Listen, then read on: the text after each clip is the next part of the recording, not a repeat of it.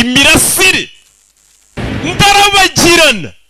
Urabe filime zigiye kujya, filime ubonye idatangijwe n'imirasire, kurabagirana. Cyakoze ubundi rega ibi bintu babiturekere. Ukamenya ko icyamamare cyagafashemo, ndetse ukamenya ko ugiye kurya ubuzima. Hey, reka dufate umunota umwe duceceke turebe imirasire hano.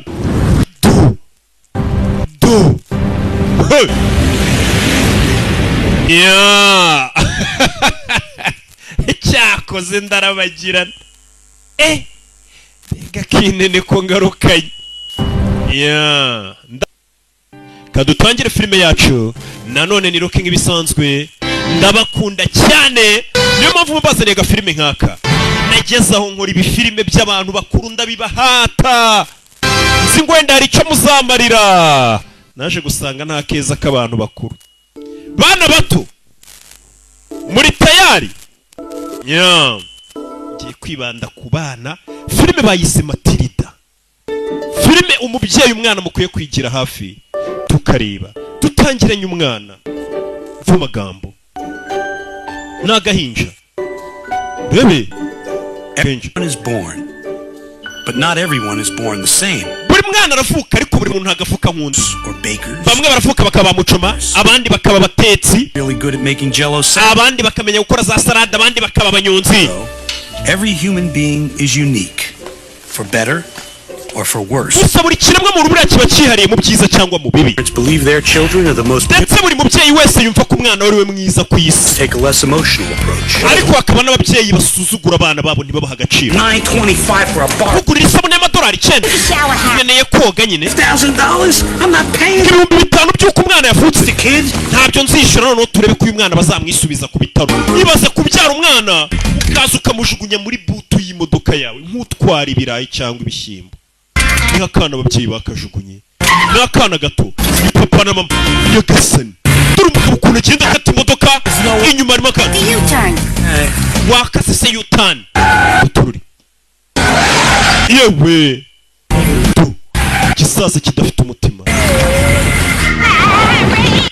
Ku madodani kandi imodoka iri mu mwana. Hari na Senior Wormwood yabaga muri karitsiye nziza. They were not really very nice people. Ariko bo ntago bari abantu beza. Kuba ahantu heza ntago bikugira umuntu mwiza. Dore mama ukuntu asohoka mu modoka atanarebye uruhinja avanye mu bitaro kakira uko ruri muri butu na papa nuko. Abana ngo mujye muva ku muhanda nta n'ubwibuka ko bafite umwana muri butu. Aba bantu ntago ari abantu beza. Dore akana muri butu bagasizemo. So wrapped up in their own silly lives. Uyu muryango wa Mutsu babyaye umwana w'umukobwa ariko baramwibagirwa. They have realized she was a rather. Bari bawugiye mu kazi kabo ku buryo batitaga ngo bamenye umwana wabo ukuntu afite impano idasanzwe. Umwana kivuka izina rye yatangiye kuryandika. The spinach.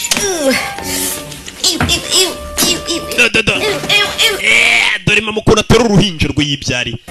Aho bogereza ibyombo niho yohereje umwana. Akana bakise Matilda. Kubyara icyana nkawe birutwa no kubyara urunyanya. Umva umubyeyi. Matilda had learned what most people learn in their early. Matilda akiri muto yatangiye kwigisha ibintu byinshi ari byo kwiyitaho. Umwana yatangiye kwiyitaho, nta muntu wari umwitaho muri uru rugo. She developed a sense of style. Umwana uko iminsi yicumye yatangiye no kumenya none uburyo agomba kubyambaramo neza. His older brother Michael went. Buri gitondo umusaza wa Matilda yajyaga ku ishuri. To work selling. Papa akajya mu kazi. For unfair prices. Kugurisha imodoka zishaje ariko akazihenda abantu. Soup's on the stove. Heat it up if you get hungry. Matilda nusonza ibiryo bisange mwimwe. Abyo bayita guki. Bora bakita ngukira. Siko kinjabutse. Nusonza isupure yisanga kiranjabutse neza mu Kinyarwanda. Umwana atangiye kwimenya. Mu gihe ababyeyi badahari umwana ku myaka y'2-3 yatangiye kwirwanaho.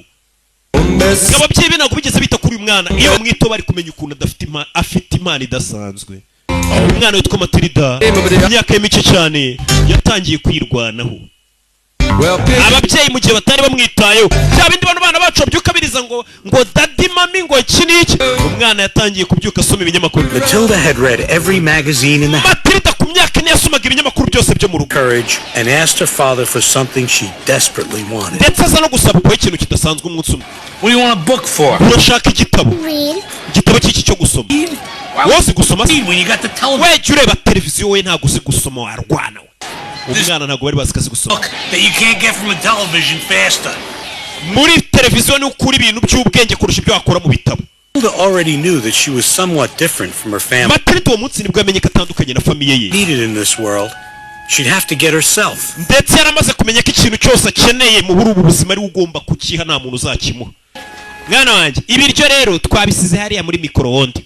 The next morning, after her parents left, umunsi umwe mu gitondo ababyeyi ba Matilda bagiye ku kazi, search of a book.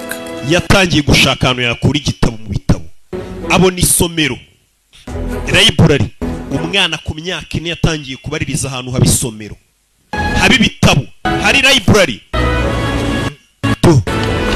umwana abandi bakwambuka nawe akambuka, bakwambuka nawe akambuka. ku myaka ine umwana yaramaze kumenya ko ikintu cyose akeneye muri iyi si nta wundi uzakimuha ari ugomba kukiha. ku myaka ine abakobwa bari kureba iyi filime abenshi bo bazi ko ikintu bakeneye ngo ari abagabo tuzakibahasha. ko rubanda muranatinya. umwana yaje mu isomero afite imyaka ndashaka ibitabo by'abana ahantu biri hakurya iriya. nze nguhitiremo igitabo. oya urakoze njye ndaza kwifasha. nyagasani iki cyanara cy'imyaka ine. no thank you I can manage. mukajwe gato umwana yaje mu isomero atangira gusoma. ku myaka ine abana bangana gutyo ubundi bari gusoma ngo bibe. Every day as soon as her mother went to bed, icyo gihe Matilda mu gitondo buko ababyeyi bajyaga ku kazi bamusize mu nzu, we yaragendaga akajya kwisomera ibitabo mu isomero. One book after another. agasoma igitabo cyarangira akajya ku kindi. Nyagasani uyu mukecuru yarumiye umwana ukunda gusoma. All the children's books. umwana amaze kurangiza ibitabo by'abana byose yatangiye gushaka ibindi bintu bitandukanye. Who had been watching her with fascination for the past few weeks offered Matilda mu minsi mike abonaga ko yanahindutse afite amakuru menshi. ibitabo byamuhaga amakuru. wa mwana ngiye kuzaguha ikarita yo muri library buri gihe ujya usoma, aho kugira cyangwa ngo ujye uzana buri munsi. reka ngo upakirire ibitabo byinshi ushaka ujye usomera mu rugo, sibyo? umwana umukecuru yaramufashije. The strong young mind continued to grow, nurtured by the voices of all. ubwonko bwa Matilda bwakomeje gukura bugaburirwa ibyanditswe n'abanditsi b'inzobere. Onto the sea. umwana yasomye ibitabo byinshi cyane, yaragiye arakura, yasomye ibitabo. uyu mwana ameze nkanjye nkiri muto, narasomye shawo. Gave Matilda. mumbone nkuze nsigaye nsoma urwunge gusa, ariko buri ibyo nasomye birahagije. You are not alone. igitabo Matilda cyamukomezaga ni igitabo cyitwa ngo You are not alone, ntabwo uri wenyine. nicyo gitabo ngo Matilda cyakomeje kumufasha kurusha ibindi. umwana umunsi umwe yaciye hano kuri garidiyene, abandi bana bari muri garidiyene biga, ibitabo bye kaza kabisoma, by'abakuru n'abato byose avanga. amaze kugira imyaka nk'itandatu. umwana yarasomye.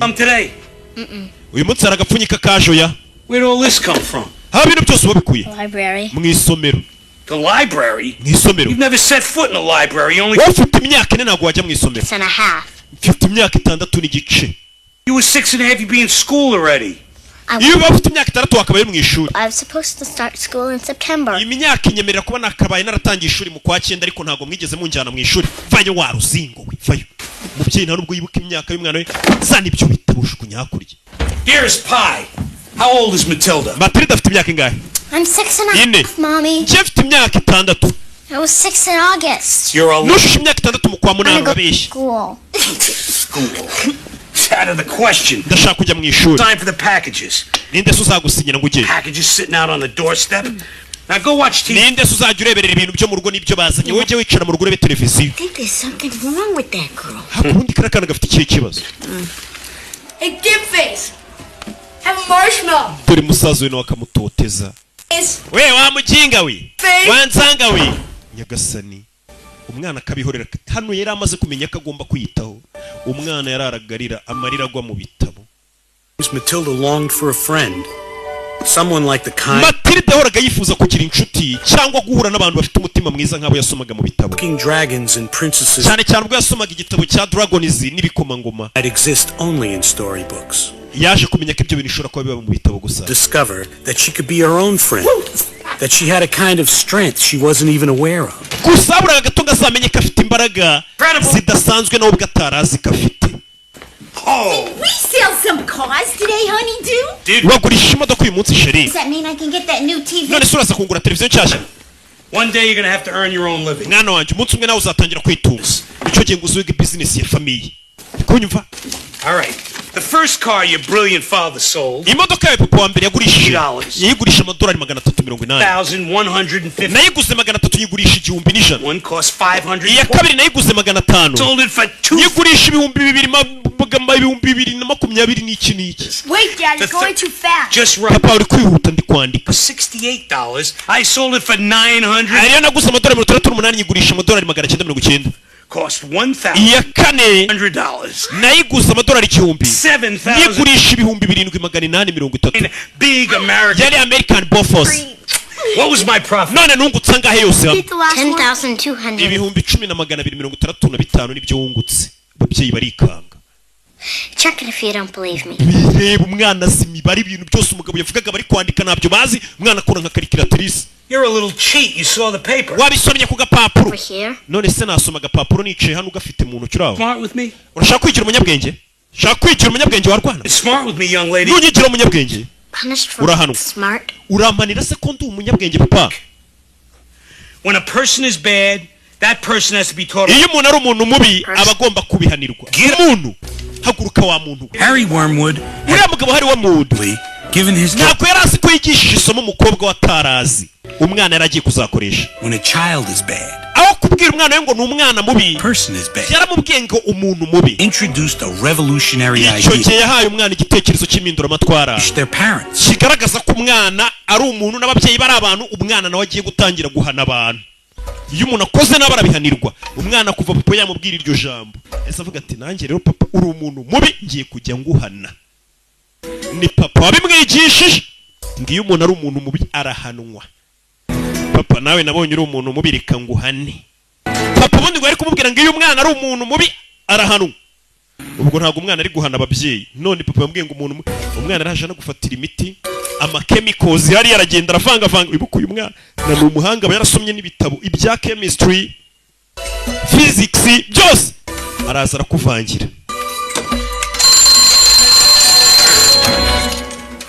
Yeah.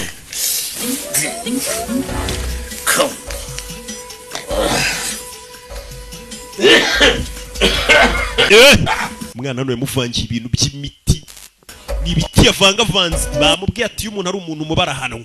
Umwana atangiye guhana ababyeyi be. Ni Kamatirida gafite ubwenge.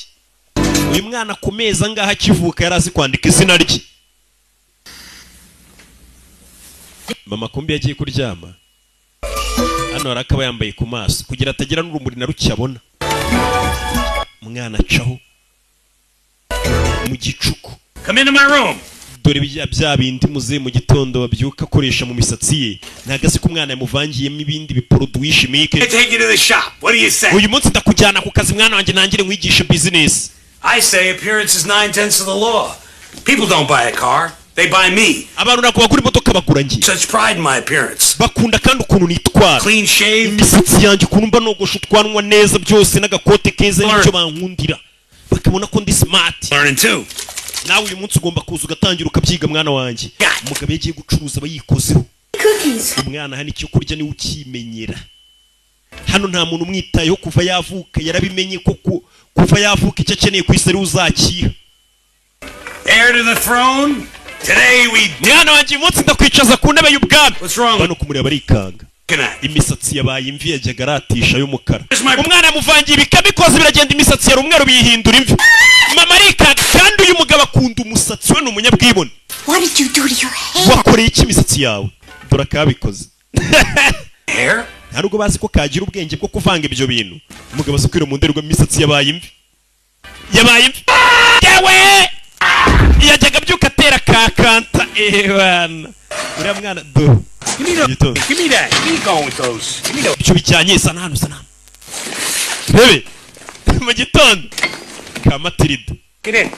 njera Dirty dealings, like buying stolen car parts, never stay secret for long. uyu mugabo yibaga ibikoresho by'imodoka bibye Gets involved. ariko FBI yaritangiye kumumenya ko uyu mugabo ahantu agurishiriza modoka ari igihe agura ibikoresho by'inyamirambo mu biryogo bakabimuzanira akabitera ku mamodoka ari bucuruzi. Suspect exits domicile. saa 3:17 ukekwa asohotse iwe ni na 18 we 917 is correct. saa 3:17 niyo byenyaye si na 18 kwereka umugabo yitwa Wormwood, Henry Wormwood, akana ke kitwa Matilda Wormwood. One day all this will be. mwana wanjye umunsi umwe iri garage naye amamodoka ncuruza nzabigusigira yagurushaga n'ama-PS. I paid $100 for her. urabona nk'ibintu biguza $100 She's on her. ariko Shot. iyi modoka nubwo yari yagenze ibirometero 12,000 ushobora kubigabanya. I sell her. iyi modoka naguze $100 nkayigurisha 1,100 But that naka 1,10,000 sorry. equipment, money, umwana batangiye kumwigisha akazi. we use super glue instead. hano dukoresha supaguru Put it on me. tugafatisha umubaraza agafata imodoka zishaje akazisanasana akazigurisha menshi. Isn't that dangerous? none se papa kugurisha imodoka zishaje gutya wabeshya abantu si bibi. Transmission. The sawdust quiets the ears and lets the engine atangira kwigisha abana be for a couple of miles. kuvuga ngo hari ibintu uvanga muri moteri kugira ngo moteri izagende umukiriya kigura abone ko moteri ari nzima igenda neza. Years ago. nyuma y'igihe giti moteri ikamukwamana imodoka igapfa. But here, take my hat. fata ingofero yanjye. Heads. rugabo ni urugesikoro ni urujura. American. kugura imodoka bishaje mu gatsata rukabigenda rukabigira. Drill. noneho You run it backwards, the numbers go down. ibirometero imodoka yagenze reka nkwereke ukuntu babisubiza inyuma. ikigabo ibirometero imodoka yagenze kibisubiza inyuma. imodoka kikayigira 0 kilometero. Crook. papa uri bandi iki This is illegal. ibintu ukora ntabwo byemewe n'amategeko. Keep drilling. komeza natukore. Do you make money? wowe winjiza amafaranga ugira akazi. But don't people need good cars? ariko abantu bakeneye ko bagurisha imodoka nziza. Dad. wabagurisha imodoka nzima papa ukareka kubiba. Wiseacre. kankubwira wowe munyabwenge winjije. Big, you're little. I'm genza ubwenge uri ikigori. And then- uri mukuru uri muto. about it. kana kintu wantwara. gasani mvuga ukuntu abwira umwana we. Whoa. kana karababaye ntabwo gashyigikiye amafuti ya papa. kana karababaye bakisa kagoryi kandi barakabwiye ngo iyo umuntu akoze ikosa arabihanirwa.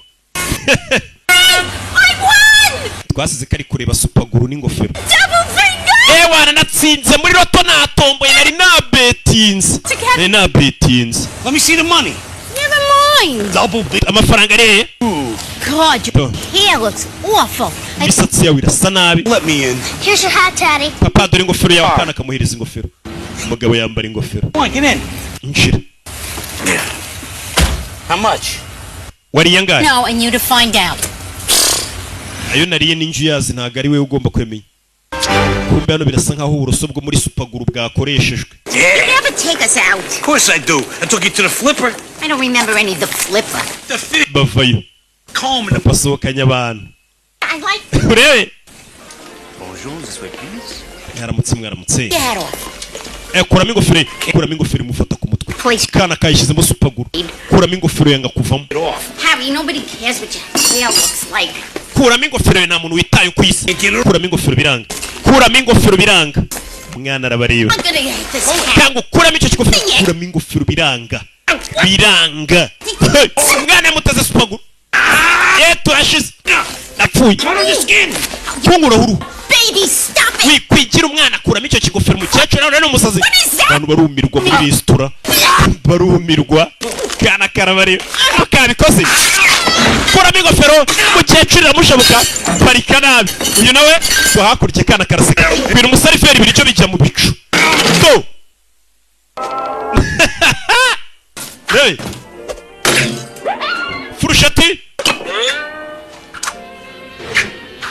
umwana ifurushati mugwa umusaza we nawe araseba.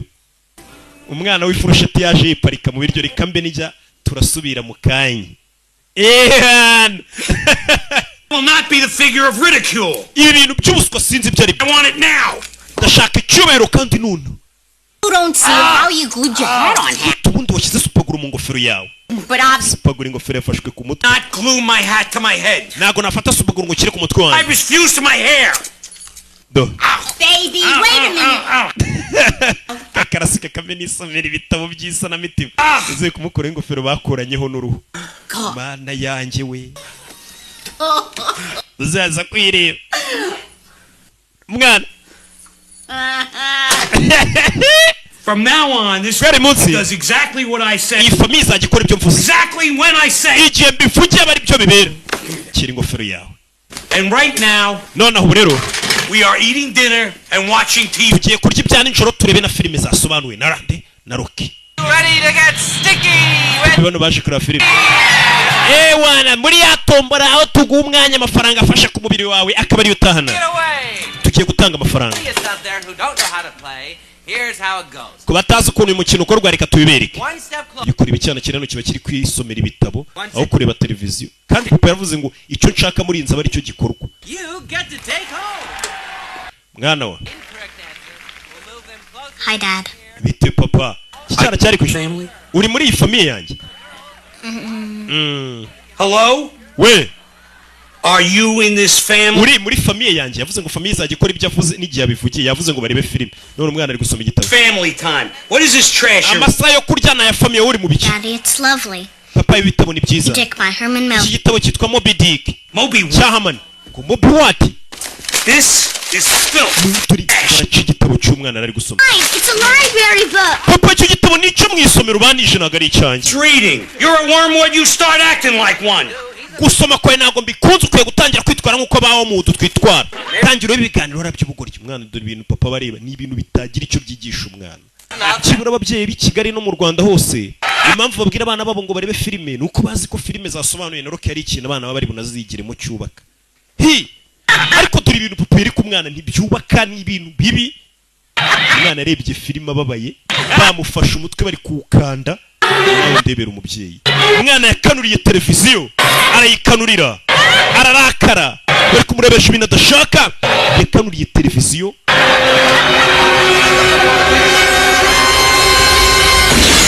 umwana yakanuriye televiziyo iraturika turashize cyane umuriro waje ari mwinshi. Didn't do it. Ntago ari njye ubikoze. Of course you didn't do it, you little twit. N'ubundi ntago ari wowe ubikoze you little twit. Wakagoryiwe gato. Ukuntu yita umwana we ariko. Put your light on. Cana amatara. Gasani. Was it magic or coincidence? Ese ni maji cyane ibintu byari bihuriranye. Umwana nawe byaramucanze. Humans use only a tiny portion of our brain. Bajya bavuga ngo ikiremwa muntu dukoresha agace gato k'ubwonko bwacu. For her own great strength of mind. Matrido yaratamenya ko ubwonko bwe abukoresha hafi ya bwose. Buriya ngo umuntu twese ubona hano n'abantu wita ngo n'abanyabwenge ubwonko bwacu dukoresha akantu gato nta na kimwe cy'icumi dukoresha. Harry Wormwood, owner, founder, whatever. I got the Trunchbull, principal, Crunch'em Hall Elementary. Banyitaga Trunchbull ndi director w'ikigo cya Gateye y'abana. I want a tight car because I run a tight ship. Ndagira ngo imodoka yanjye ikore neza imodoka nziza. My school is a model of discipline. Ishuri ryanjye ni ishuri cyiza cyane. Beat the child, that's my motto. Cyane cyane gukubita abana mpaka bamenya ubwenge nicyo nigisha. I got a boy Mikey and one mistake, Matilda. Ahubwo mfite akana mu rugo ndi bugwe nimba ishuri ryawe ryigisha cyane cyane rishingiye gukubita. Ngo moto y'ikigo cy'uyu mugore ngo nugukubita umwana mpaka amenya ubwenge nagaruka kumwigisha mpaka bamenya. Let's do business. Nimba ari byo nanjye uguye imodoka umwana wanjye nzamwohereza mu kigo cyo mwigisha. Umudirectrice bita Trunch. Hey you. Trunchbull. Go to school. Urabizi ugiye ku ishuri yego? Ejo uzajya ku ishuri. Yeah, okay. Yambiriye papa nyambira. Ube papa impamvu yohereje umwana mu ishuri ngira iryo shuri rirakubita. I always wanted to go to school because she loved to. Matilda yakundaga kujya ku ishuri kuko yumvaga ko ari hazikira ibintu. What her new school would be like. Go ahead. Yibazaga ukuntu nagira ku ishuri bizaba bimeze ishuri bwa mbere bamuzana ku ishuri. Surrounded by trees. Ishuri yaraje muri ryari ishuri ryiza rizengurutswe n'ibiti indabyo. Well, there was a building.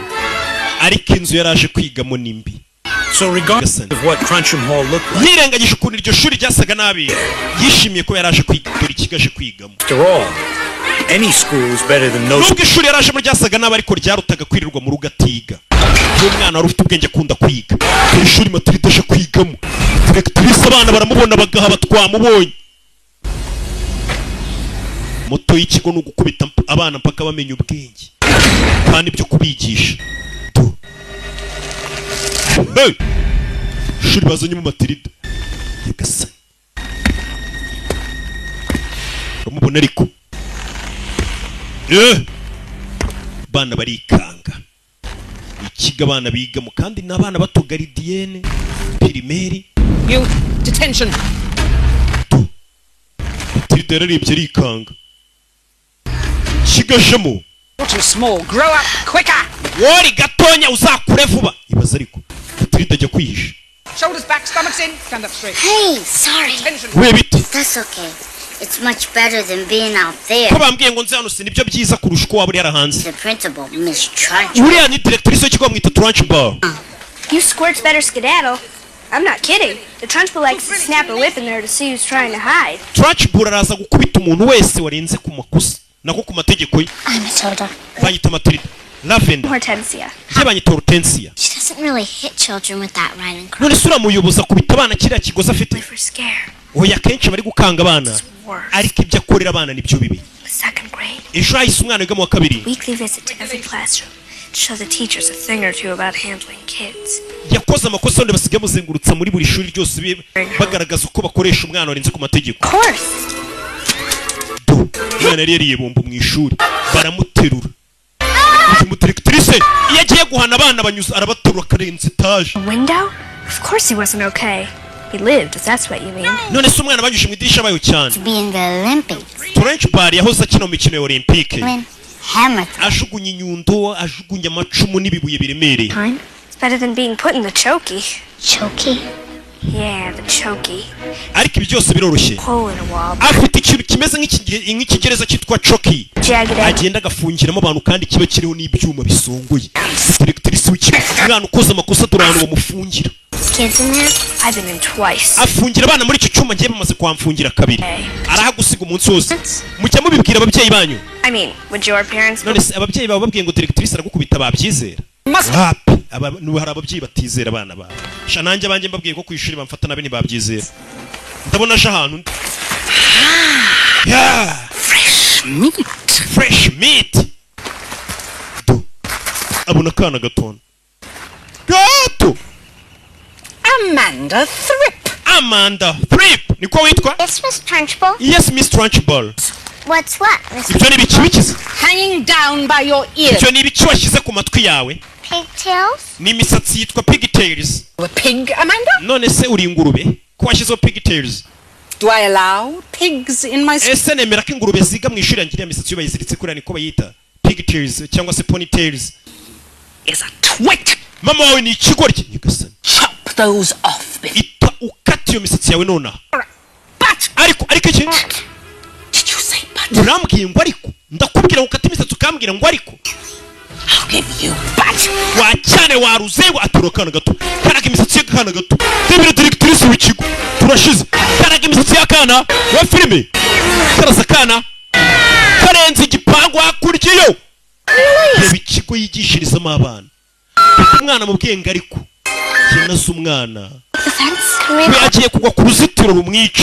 umwana yaje no ku ruzitiro bebe abura gato umwana agwa mu ndabyo karya umunyenga ahubwo karya umunyenga gasoroma indabo yana kariye umunyenga twana rero dushimishwa n'ubusa mbega umunyenga umunyora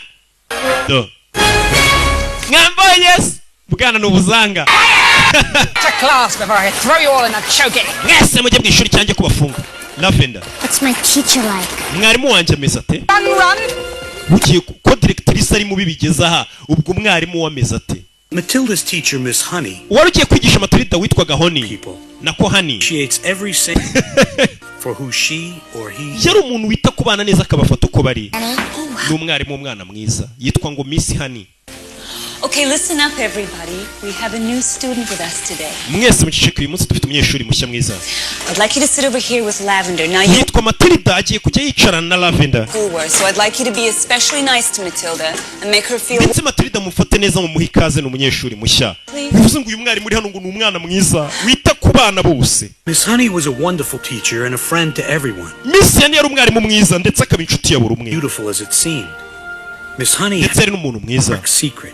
ariko yari afite ibanga ryijimye mu mutima we She did not let it interfere with her teaching. ariko iryo banga ryatumaga babara ntabwo ryivangaga mu myigishirize ngo yigishe nabi Very good day. Matilda washe ku munsi mwiza You everything that we've learned so kuko uyu munsi tugiye gusubiramo amasomo yose twize you don't understand any of it. nutabyumva nta kibazo kuko uri mushyashya So just ariko nawe nugira igisubizo umenye umanika akaboko sibyo bagiye kumusubirizamo ibyo abandi bize bandi biga bamaze imyaka biga we nibwo akize.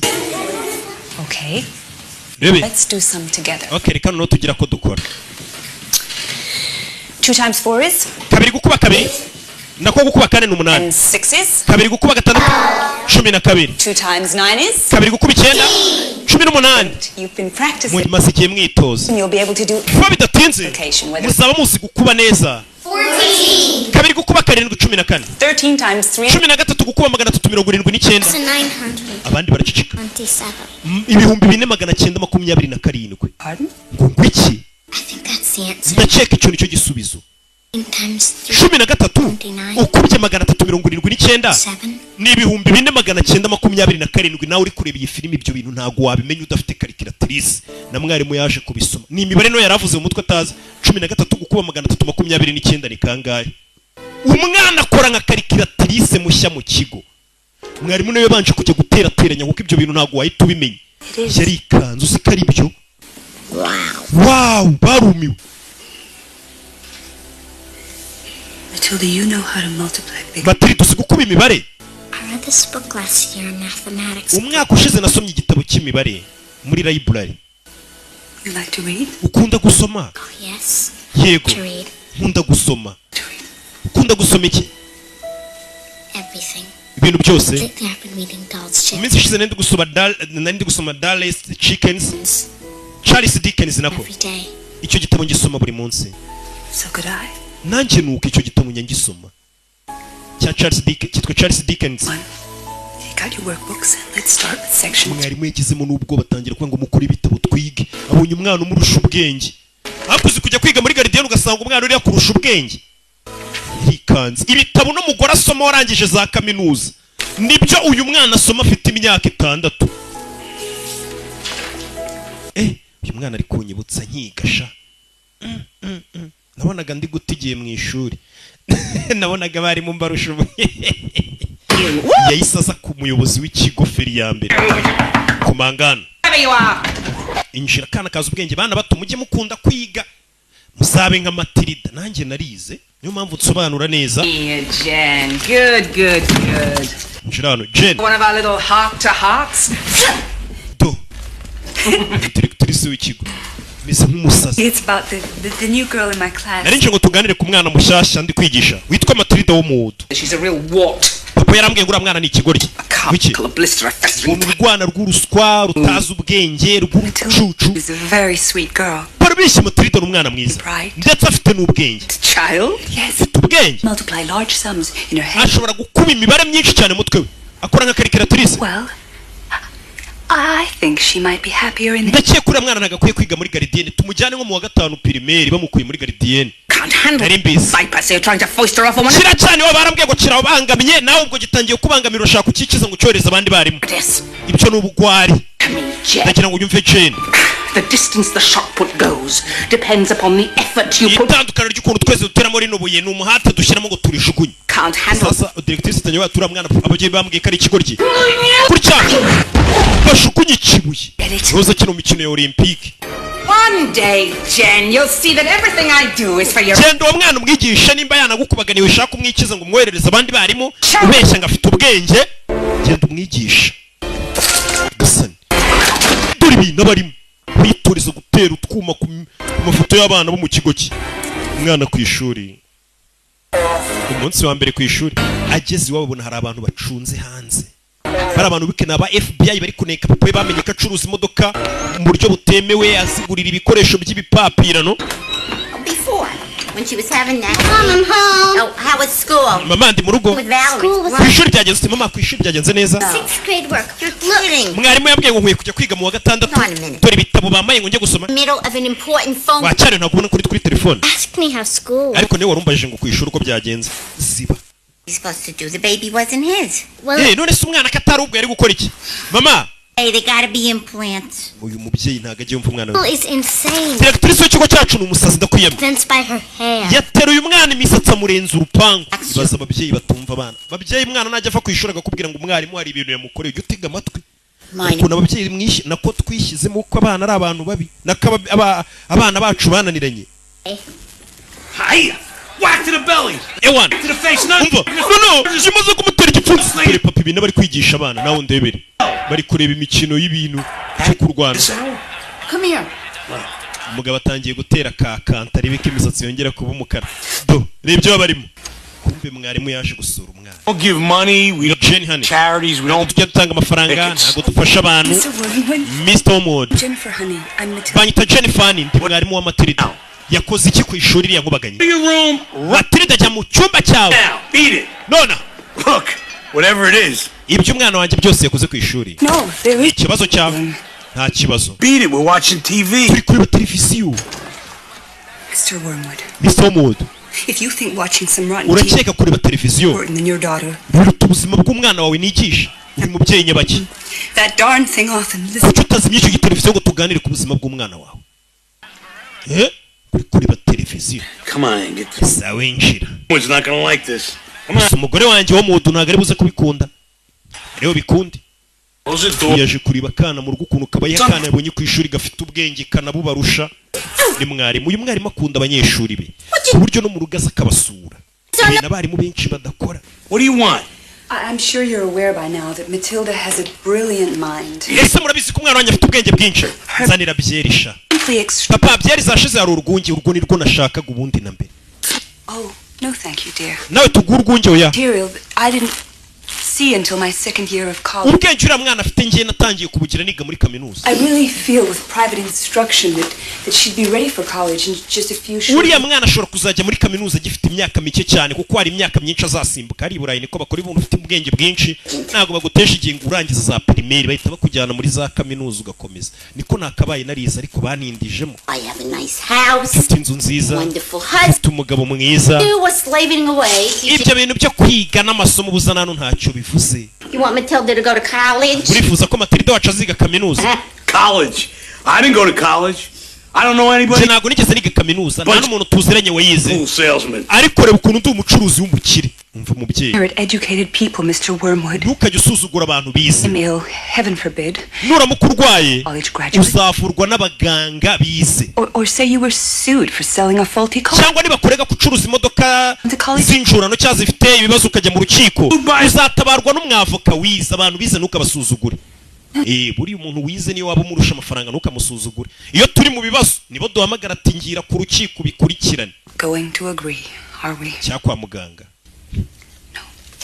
Sorry, I burst in on you like this. Mba rero ndagiye. Cyangwa nanone abantu bize ntukabasuzugure. Waba filime utari kuyumva ruki wize akagusobanurira.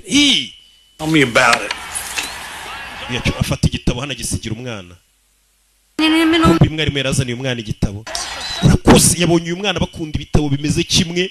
Buri abantu bakunda filime rero bakunda gutizanya filime ngo uzarebe filime imitwe gutyo sobanura roki usanga ari akantu bahuriye. N'abantu bakunda ibitabo bakunda kurekomandana. Uzasoma igitabo cyitwa gutya ngiye nasomye cyitwa Entire school will go to the assembly room. Ikigo cyose none mbabone mu cyumba cy'inama. Wicare directrice. Wibira nibiki? Sinzi. Directrice. Bruce Bug Melody. Mu kigo hari icyana ngo cyitwa gutyo. Dore nguyu bose bahise bamureba. Little Brucey, come up here, please. Bruce waza hano imbere ndakwinginze. Bruce Melody abana bose baramurebye barikanga. No guhaguruka ni ikibazo. Ibiryo bishobora kuba bigiye guhekura ababyeyi b'uyu mwana. Igere mwaruka ni ibiryo. He lives on my block. Uyu mwana turaturanye. Tutuye muri hood imwe. He lives on my block. This boy, Bruce Bug, Uyu muhungu Bruce Melody is none other than a vicious sneak thief. nta kindi aricyo usibye kuba ari igisambo. Disgusting criminal. Wakinyabyaho iki kigisi cya nabi ko nazi ibyo uvuga. Cake. Chocolate cake. Keke ya shokora. You slithered like a serpent. Winjiye nk'inzoka ujya mu gikoni cy'ishuri ryanjye urangije unyibira keke ikoze muri shokora. Bruce ntubihakane. Bruce yibye keke. Confess mbere icyaha. Well, it's hard for me to remember. Biragoye kuba nakwibuka iyo keke ngo yari imeze ite. Hey, was mine. Iyo keke wibyeri yanjye. Most scrumptious cake in the entire. Yari iyo keke iryoshye muri iyi si yose. Mom's is better. Iya mama wanjye iryoshye kurusha iyo yawe bivuze ngo Bruce yemeye ko yayiriye. ngo nta nubwo yari iryoshye mama niyirenze ariko umuntu agusakuriza ngo inkoko yanjye wayibye yari inkoko kise shako yari inabiye yamuze nyana kumbe wanyibiye keke bamwicaza hano rebe bamuzanira keke yose yuzuye mwana muto nabonye ukunda keke sibyo kure y'icyuma yagasana abana barikanga yariye keke ya directrice w'ikigo baterura keke runini chocolatey uri kumva uhumurirwa shokora se now no eat it irye yose I don't want any. ntabwo nshaka kurya urakoze eat it yirye iyo keke uyu mu directrice wibirye Give him cake. ntabwo yamuha keke buriya ni uburozi ntabwo uriya mu directrice yaguha keke n'uburozi amuhaye arapfuye wiburiye kiramuroze cya directrice ndumva iryoshye ndayirya ngiye Bruce umwana ngo yitwa Bruce kurya ibyo nabyo wana ndayinyinyira koko Bruce yaragiye arya keke zirasema buriya ngiye ntabwo ndaryaho keke nashonye akantu gato kera umwana yari arayimara wana arayimara ariko indiruzuye. You look like you enjoyed that, Brucey. Bruce, keke irakuryoheye? Yego madam. You must have some more. Reka noneho tukongere. Oya, ndahaze. That cook's feeling. Waba ubabasha umutetsi wacu. Bahise bayimuzane. Nyagasani! This cake just. Iyi keke niweho bayikoreye. You're very own. Kandi urayirya wenyine. Nyagasani turashize. Umwana araribye arikanga. Keke irangana umusozi. Mwana Bruce menye bashaka kumwicisha keke. Nyagasani turashize. Umwana yarwanye na keke ni hamwe wumva ngo umuntu yishwe n'ibiryo. Nyagasani ngo ntabwo uri buve kuri platform utamazi no confection yose ino keke bino biryohere birasema. Bruce yarariye. Nyagasani bana nabo Yesu Kristo nta mwarimu agiye kuruka. He's going to puke. Agiye kuruka. Nta gushidikanya araruka kabisa. Mwana byaranze. Bruce looks real bad. Bruce ameze nabi. Uratsinzwe. Hari umuntu agiye gutereta umukobwa wa Fande. Afande aravuga ngo kumutazimanira umwana bamuzanira igikombe cy'amata. Bruce wabikora. Bruce bemeza uyimare. Wabikora abana batangira kumufana. Go Bruce. Merod. Bruce. Bana bose baramufana. Bruce wayimara. Wariye n'ingurube za hena niyo wayirya. Ewan. Je n'utubenzi nari yiporeje. Yewan. Bafana banjye sinzabatengu. Ewan. Ndatwitse. Tarashis. Muzibe. Bruce yarayifekanye. Ewan ni plato arayirigata abafana banjye. Ntakunzabatenga. Mwayibonye isahani rera nibiriya baba bavuga. Ewana ngiye abafana banje none kumva yamanitse n'igikombe. Nyagasani uyu mugore ni umugome. The entire assembly will stay 5 hours after school and copy from the dictionary. Mwese ngiye kuba igihano cy'amasaha 5 amasaha yo gutamurenza amasaha 5 mwicayo. Together. Kandi kingiye kugifungira muri choke n'andi bafungira abana bataga saa 11 z'umugoroba batashye saa 6 z'ijoro. Umwana ari gutaha yumvisha n'abafukira ku cyumbo. Baba polisi baje kuneka papa we bahora hanze y'urugo rwe. Young lady, Where were you? Mugore mutoruriye. The whole school late because it's for you. Miss Trunchbull yatugumishe ku ishuri amasaha menshi. You see those packages over there? They were left out there for the world to see because you weren't here to take them in. Imyanda ntabwo yigeze uyisohora yiriwe hari umunsi wose umwana niwe usohora imyanda yavuye ku ishuri. Catalogs and I don't get anything. It's not catalogs, it's car parts, sweetness. It's business. Oh, if it's business, why don't you have it sent to the office? None se niba ari business kuki utabyohereje ku kazi? Abapolisi ku kazi babandiye. Abapolisi na hano bahageze papa. They're parked outside. Abapolisi baparitse hanze bari kugucungira ntabwo bakigucungira ku kazi gusa. Who's a speedboat salesman? Barana abantu bacuruza ubwato bwiruka bumwe bwo ku mazi. Barana abapolisi ndabizi. Bazarabareba. Boats. There are no lakes. Barabagurisha amato no sari ibiyaga bihari. But some people like to go away on the weekend. Hari abantu muri weekend baba bakeneye ubwato. Barariwe niwe bashe kureba. Cops. Mama barana abapolisi mama yikubeshye. I don't know if there's cops. Bivuze ngo mama n'umugabo we ni ibinshanga bose ntabwo bazi gutandukanya abapolisi n'abatari abapolisi cyangwa umenye umuntu kuneka n'utakuneka umwana barusha ubwenge. And the Trunchbull terrorizing her school. It was a umwana mu rugo abapolisi bari bahari ku ishuri Trunchbull babangamira. Matilda ni gake yabonaga umwanya wo kwishimana na bagenzi be. What is it, lavender? Lavender. Hano ndabyigiceri we n'abana. It's a salamander. Iyo ni salamander. It's a newt. Iyi ni chameleon. Small semi-aquatic salamanders from the genus. Umwana atangira kubasobanurira icyo kinyabuzima icyo ari cyo. And secrete irritating. Bibeshye ntago yiri ari chameleon. Barayibereka mu bitabo. Akanyamaswa abana batoye ku ishuri. Ku ishuri abana babonye directrice hari akanyamaswa batoye kenda kumera nk'inzoka nanone kameze nk'uruvu. Womuntu. Lemon, you're heading for the county. Gute ninjira mu kigo gusanga hanze ukuntu aturura kana. You and your father. Fajya nkwigisha isomo warwana we. Cecuru n'umugome. Niyo misatsi y'ubugoryi. Sana kana hano. Image. Tenago ndi nka so. Takana gafungirana hano. Yegasani. Miss Honey. We'll teach us our class 3, Lavender. Please get a water pitcher. Miss Honey. No, quickly, she'll be here any second. Come on. Urebe. Mwana ya jano. Directrice y'ikigo ngagiye kuzamo hano. Mwana ahita gufatira amazi akantu k'akanyamaswa babonye ka mu mazi. Bahita baza guhisha ibintu mwarimu abana bigisha byose. Batabona kabigisha ibintu byiza. Ideas come from hard work and careful planning. Buriya akazi karenze gaturuka mu gukora cyane no gutegura witonze. Raina, cover the birds and the beetles. Mwana ya jano ahisha ka kanyamaswa kabo. Last time. Bano bafite ukuntu bahita bahisha ibintu bishimisha abana umwarimu akoresha. Don't laugh. Directrice agiye kwinjira ntimuseke ntimuhumeke. Don't breathe at all. Ahubwo sinumve n'urwana na rumwe ruhumeka. Yinjiye. Miss Trunchbull. Morning, Miss. Mwaramutse Miss Trunchbull. Sit. Shara. Mwana azaniro y'amazi yo kunywa. Shu. Shinguka. I've never been able to understand why small children are so disgusting. Ntago ngenje amasha kumva ukuntu abana batari ibigoryi. They're like ari hehe Matilda bamujyanye muri coke ni mu runigiro niko bahita muri coke ni mu runigiro. idea of a perfect school, one in which there are no children at all. Ibaza ariko umuyobozi w'ikigo ngo ubundi ikigo cyiza mba nifuza ni ikigo kitarimo umwana n'umwe kandi abana ntibakwiye kwigisha ariko ngo ikigo yifuza ni ikigo kitarimo umwana n'umwe.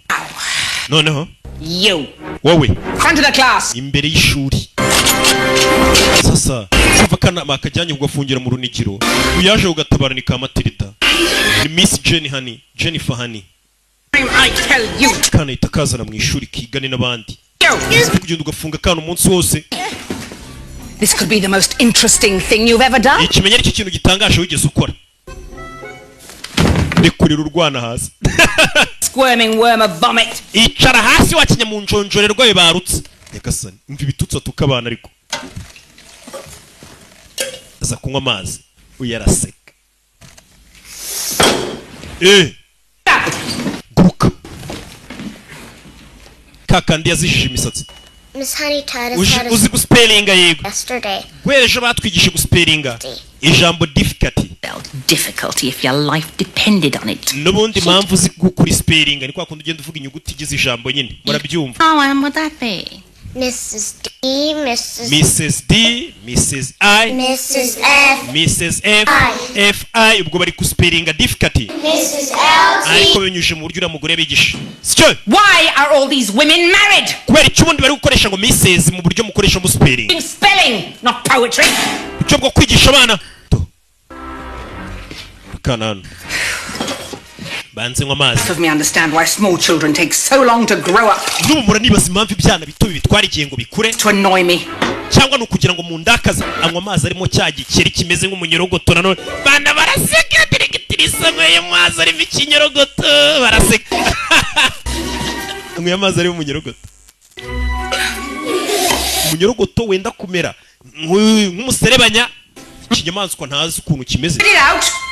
Speak up. Ufuke uyu narase As well as the next fat person. bana baramuseka ngo yamazi arimo ikintu kure bana bona It's a snake. ngo yamazi arimo inzoka n'inzoka we baramuseka uyu aramanika. One of you tried to poison me. Mwagerageje kunduga ni wewe umanitse Matilda niyo yashatse kunduga nari mbizi. You'd like to know it's not a snake, it's a newt. Iyo ntago ari inzoka ahubwo bayita newt kari akanyamaswa bakita newt. Trunchbull. N'ubwa mbere nanjye nkamenya. You villainous sack of goat slime. You did this. Niwe wanduza Trunchbull. Miss Trunchbull yawe. Alone? Or did you have accomplices? Ahubwo wabikoze wenyine cyangwa wari ufite abandi bafatanya cyaha. Do it. Ntago ari njye wabikoze. Like the choky, did you? Bivuze ngo nagufungiranye muri coki birakubabaza. Well, I'll pay. Uza kwihorera umamazi arimo umuserebanya. For what, Miss Trunchbull? For this newt, you pissworm! Ngiye kugwana kuba kuba amazi. Didn't do it. Ntago ari njye wabikoze. Besides, even if you didn't do it, I'm going to punish you. Iyo Because waba utabikoze ngiye kugwana. small and I'm Kuko ndi mukuru uri muto. wrong and there's nothing you can do about it. Kana kintu wantwara. Liar and a scoundrel. And you're Shindura umubeshi. a liar and a cheat. You're the most Naso umubeshi. low lifes in the history. Kurisha imodoka za kera cyane akabeshya abantu umwana yararakaye akanurira yane cya kiruri kirimo umusiribanya yararakara. In this school. Niwe kagoryi kari muri iri shuri. God! Umwana yarebye ikiruri yarakaye ikasani wa muserebanya ya newt utarukira ku mwenda wa directrice yewe ndapfuye abana baraseka abana baramuseka abana bura nabo rero baramuseka so ndapfuye umugore wiyemera atinya umuserebanya we atinya akantu k'umuserebanya abana baramuseka bareba filime batishiye umuserebanya babonaga hakurya iyi zirerata muri abana ntago batinya abifitiye n'umutima mwiza wowe ntago nigeze nyeganyega niwe ubikoze Possibly have done it when she was sitting with yabikora gute se yari yicaye hano yaguteye umuserebanya atari yicaye hano ndaza kugucunga mwese nyabyana When you go to your little cubbies to get your smelly little mwese ibyo mukora byose ngiye kujya mbacunga lunch. kugeza aho mukataho murira mwese nzajya ndi kubacunga cyane cyane uwe Matilda leta yikubita aragenda rebe Thanks for not telling. Best friends don't urakoze kuba utandeze inshuti za nyazo ntago zirigana really dance. yewe uzikaze kubyina we muserebanya uramubyinishije It's nice, and then I'll come and help you abana bari kubyina hano Okay. bigana directrice in a minute. Matilda n'utuzi twana bigana. Miss Honey? Miss Yani Miss Honey, I did it. ninjye wabikoze. What? Ukoze biki? Glass tip over. Ninjye watumye ikirahuri gisimbuka. Don't let Miss Trunchbull make you feel that. Wituma Miss Trunchbull yumva ko ari we wakoze amakosa nkariya ntago ari we wabiteye. With my eyes. Nabikoresheje amaso yanjye mbikwereke amaso yanjye uyu mwana yigeze kureba televiziyo irameneka none rero kuvuga ngo kandi kukwera ibyo kira kiruri tubona umuserebanya urasimbutse. Many people don't feel powerful at all. Kibura wa mwana wigirira icyizere uri kumva ko ufite imbaraga abandi bantu baba barihebye bumva nta mbaraga bafite kana ukaza kumwereka ko ibirahuri gatuma bigenda kakanurira ikirahuri birakariba simbuka w'amazi we simbuka simbuka wa kirori Matilda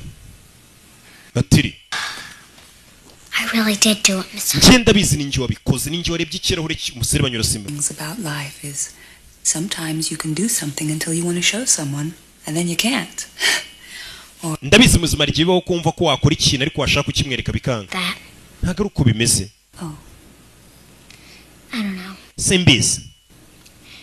Maybe I made myself tired. Ahari menya naniwe imbaraga zanshizemo ariko ninjye wabikoze. Would like to come over to my house this afternoon. Ese uyu munsi waza kunsura mu rugo? I'd like that very much, Miss Honey. Nabyishimira cyane Miss Honey. Bamwita Jennifer Honey.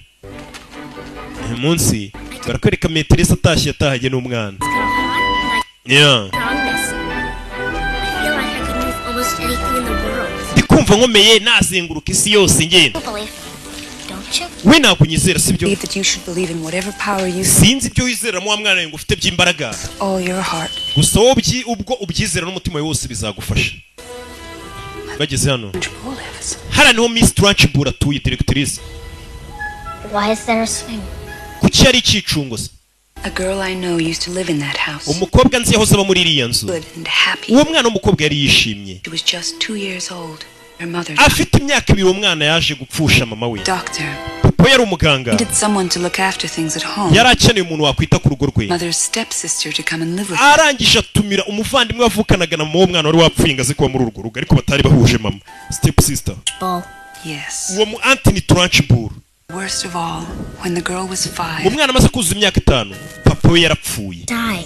papa yapfuye atese. decided he'd killed himself. abapolisi baravuze ngo yari yishe papa w'umwana. What's the thing? kubera iki se yari kwiyica? Knows. nta muntu n'umwe ubizi. uwo mwana asigaranye ubwo yasigaye arerwa none na Anthony Trunchbull. She found a small cottage. uwo mwana yaje kubona akazu gato. Lovely rhubarb farmer for just $50 a month. n'akazu yishyura amadolari 50 ukwezi. She planted hundreds of wild. aragenda kuzuza indabyo. uwo mwana amaze gukura niko yiberamo yarishimye. umwana abayeho neza. You know why I told you this? uzi impamvu nkubwiye ibi? You were born into a family that doesn't always appreciate. wa mwana wavukiye mu muryango utagufata ngo guha agaciro. Very different. gusa ibintu bigiye gutandukana bizahinduka. mwarimu Should we go inside and have tea and cookies? waza tukajya mu nzu nkaguha biswi n'icyayi. yego bana bakunda biswi. mwana arebye akazu kari hano abona n'indabyo. Cottage from your story.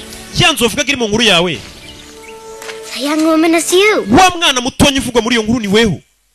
bivuze ngo No. ubushya ntabwo bishoboka. Yes. yego birashoboka. Aunt Trunchbull. Trunchbull ni anti wanjye wandeze. ngeze namwirukana mu rugo rw'iwabo ajya gutura hanze. uyu mwarimu burya Anthony Trunchbull. uyu mwana ngari muto mama yarapfuye. umuntu utaruhuje na mama we w'umubyeyi ariko arabavandimwe ari we Anthony Trunchbull aza mu rugo ngamurere. hashize imyaka 3 papa we itapfa. urugo rw'iwabo w'uyu mukobwa hani rusigaranwa na Trunchbull. Yes, please. dore umwana yagiye gukodesha kandi Trunchbull afite urugo rwiza rwari urwa papa w'uyu mukobwa Jennifer hani. I've often thought about it, but I can't abandon my children. nubwo banyirukanye muri iriya nzu Trunchbull numvaga ntasiga abana banjye. You're very brave, Miss Honey. abana bawe ni abana b'ibipupe. ufite umutima ukomeye. As brave as you. ntabwo mfite umutima ukomeye nk'uwawe. You weren't afraid of anything. nari nzi ko abantu bakuru nta kintu batinya. All grown-ups get scared, just like children. abantu bakuru no bagira ubwoba nk'abana. Wonder what Miss Trunchbull is afraid of. ubu ndibaza ngo Miss Trunchbull watinya iki? nimba abantu bakuru batinya Trunchbull atinya iki? dore Miss Trunchbull mu nzu nini uyu mugore agatura mu kazu gato byegeranye gato. kandi urugo ni urwa papa we. bari hano bari kugenda babona Miss Trunchbull ni tante w'uyu mukobwa Jennifer hani. ninsaba mubona kisa nabi ibirabyo byayereyo mbega nawe ubwasa nabi no ku mutima. pakira imodoka ye n'umujinya tarajya kurahura n'ipusi. ura n'ipusi. ndapfuye umugore atinya ipusi ngo n'abantu bakuru baratinya. burya atinya ipusi. iyi atinya ipusi z'umukara. hey kubita umugeri ipusi. turashize. ipusi gwani yitica isheni. Oh, he's all right. Imana ishimwe ipusi imeze neza. yatse imodoka co. urebe. Get your treasures. tujye kuzana ubutunzi bwawe wasize mu nzu y'ababyeyi bawe. Anto waragiye tujye mu nzu tujye kuzana ubutunzi wasizemo. sasa uyu mwana yimuka ngo yasizemo ubutunzi bwe ibipupe bye nibyo yitaga abana be. vayo ariko hani vayo. Matilda dore ngarajya mu nzu ya Trunchbull. uriya mukecuru agusanze mu nzu yakwiciramo. uyu nawe arakurikira. sasa yari mu nzira agenda imodoka imupfiraho. wibuka imodoka zose zaguzwe mu rugo zaguzwe kwa wa mugabo Henry Wamwood zipfa ubusa kuko aba yaratuburiye abakiranga imodoka ni nziza. binjira mu rugo. iyi nzu ni iyanjye. niyo uyu mwana ababyeyi be bamusigiye ariko tante we Trunchbull yayimwirukanyemo yarayikabye. Oh my. Yagasani. Kisi hano. father's portrait. hari ahantu hari hamanitse ifoto ya papa wanjye. The principal must have had a strong stomach. None dore umuntu wagiye akamanika igishushanyo. Hari hamanitse ifoto ya papa w'uyu mugore ari nawe nyiri inzu. Uyu mugore yarayimanuye hamanika ifoto ye. Ugura afite ibibaraga. Ukuntu turi mutuka. Turacibura ahubwo asana bica. Agasa imodoka yari ikatishe yerekeza mu rugo rwe.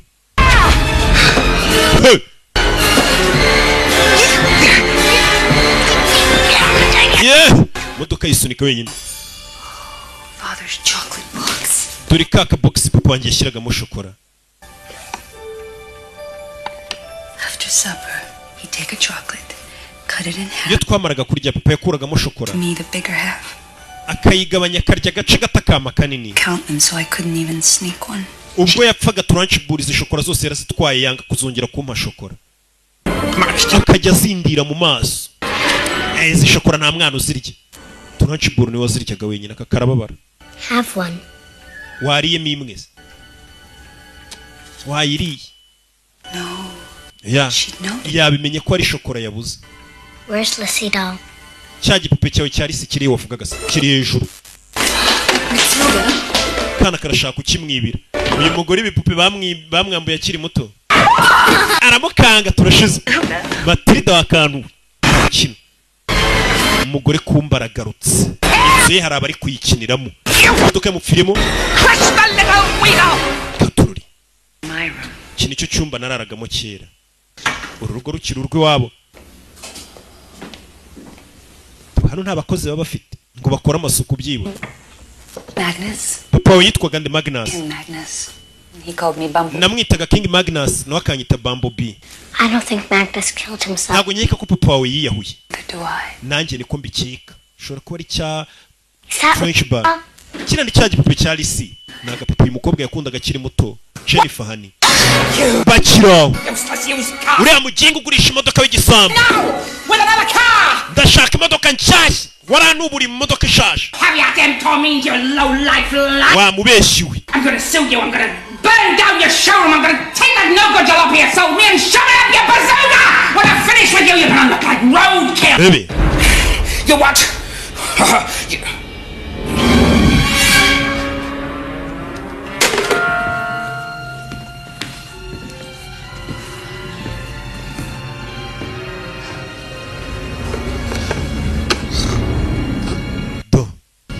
Eza kureba shokora ze. Indo hafunguye hano.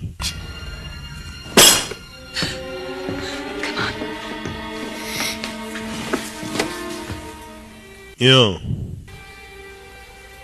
Shouldn't we hide or something? Yeah. Go to the end of the hall, down the stairs, and out the kitchen door. I'll distract her. Wegenda wishaka kurya ndamurangaza.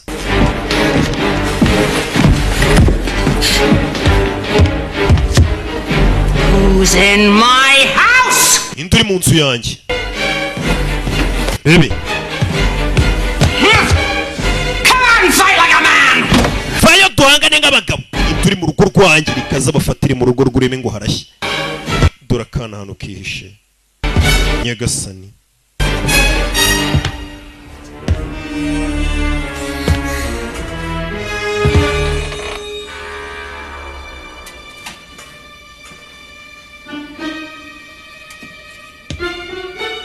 Urebe.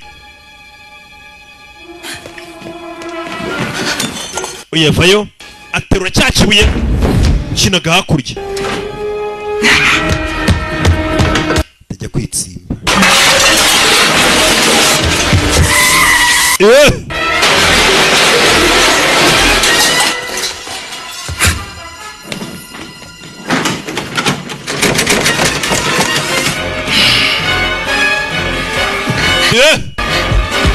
Do.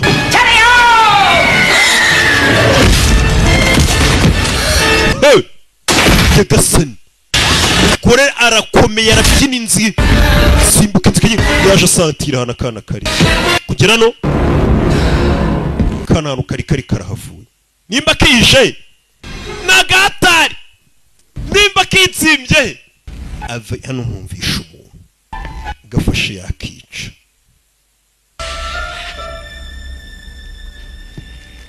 Gafashe yakica.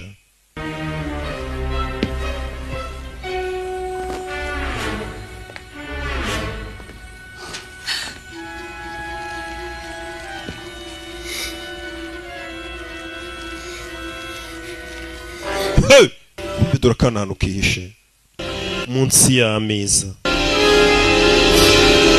Bebe uyavayo kurama akana kararigize nimba kagiye he kana karabuze kumbe dore kihishe munsi y'ameza kakana na Gatari shawo dore akantu kihishe karatwika sano kumujinya bya bikeke arya nk'igisimba wagira ngo ni ihene iri kurisha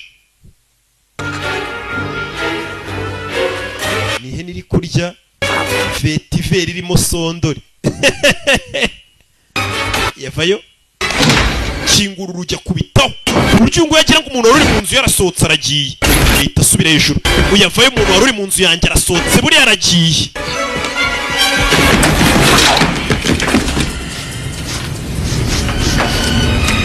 Yo yumva parufe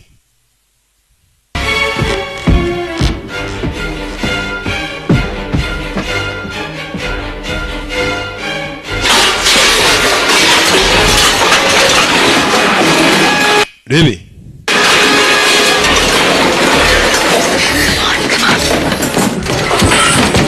hey turashize yash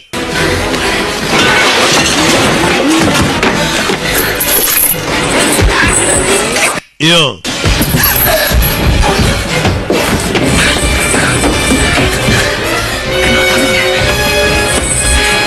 Some rats are gonna die today.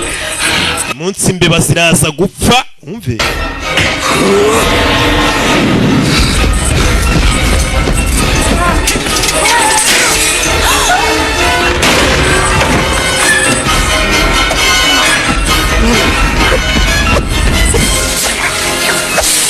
hey gasani mwana ribye rikoze umugore yano hey kangamo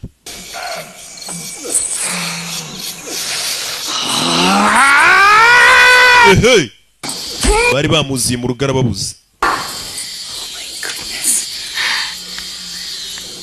Feel my heart.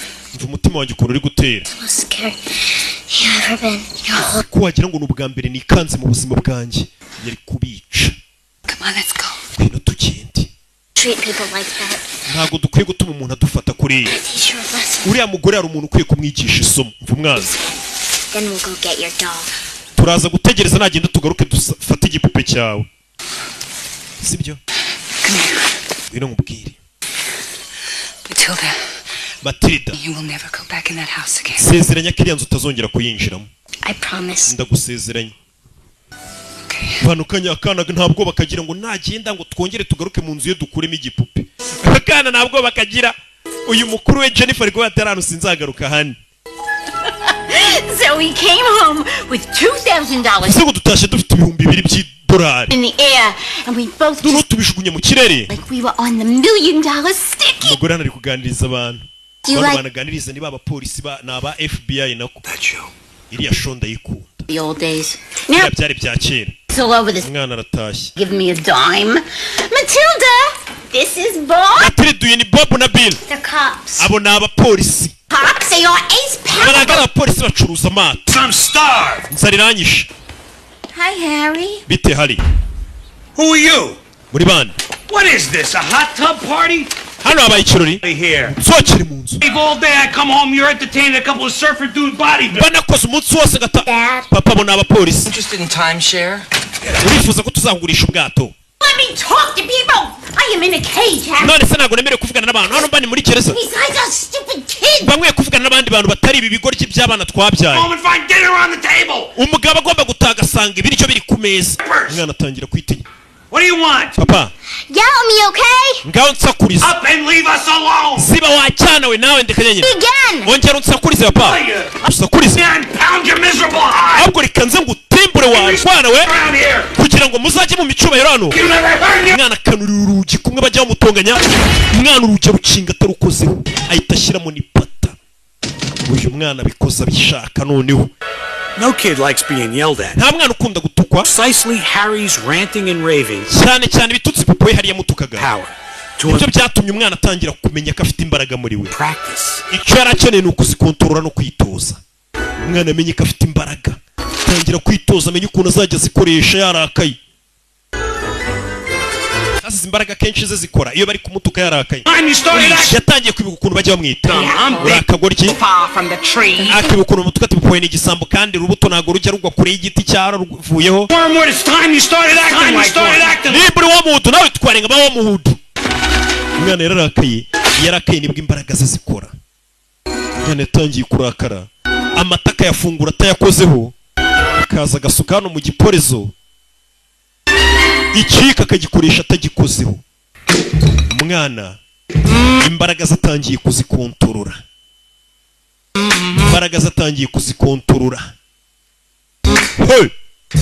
ewana imbaraga zano namaze kuzisobanukirwa. Amatara arayatsa atayakozeho.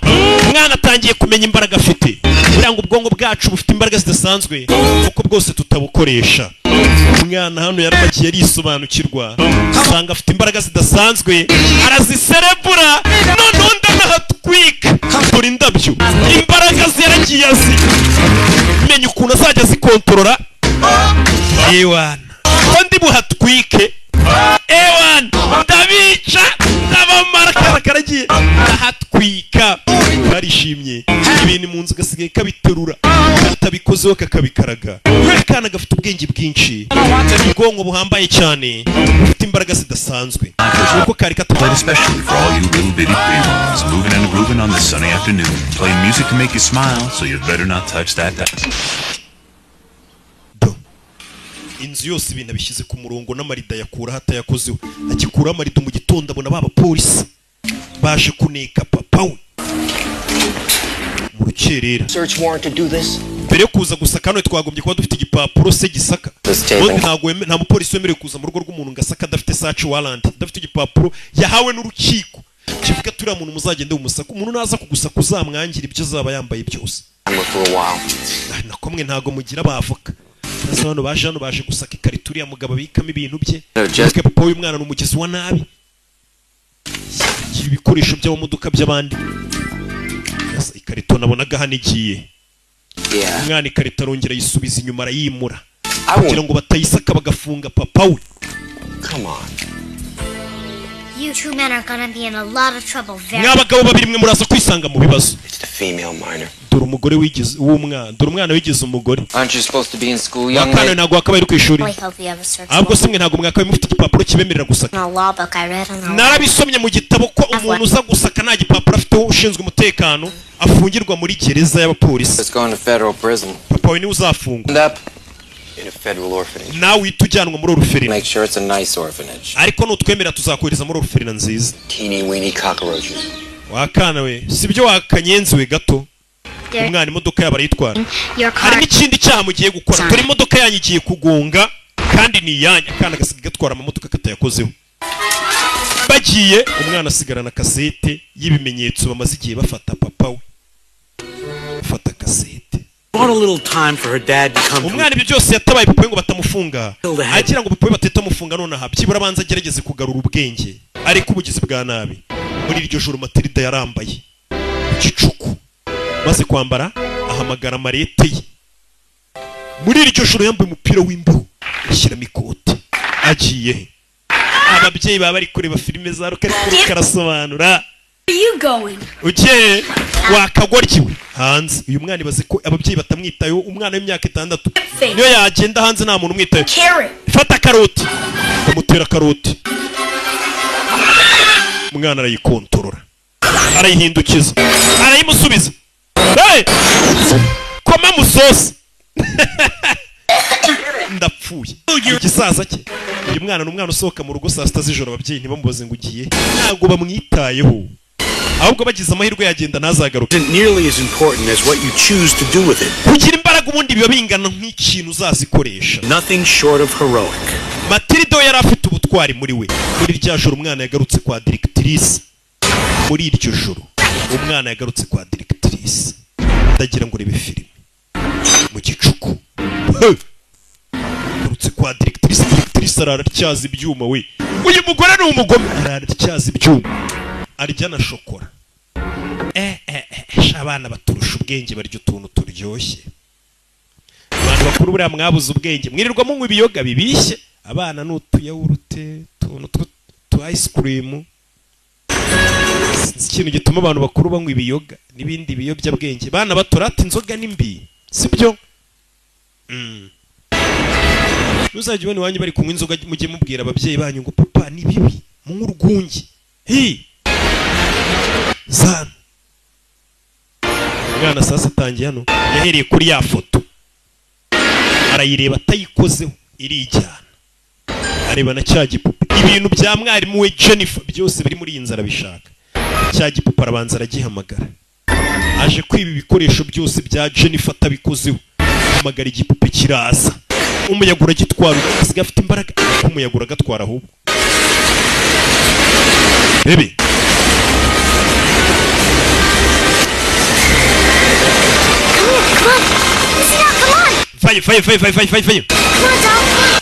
vayo rebe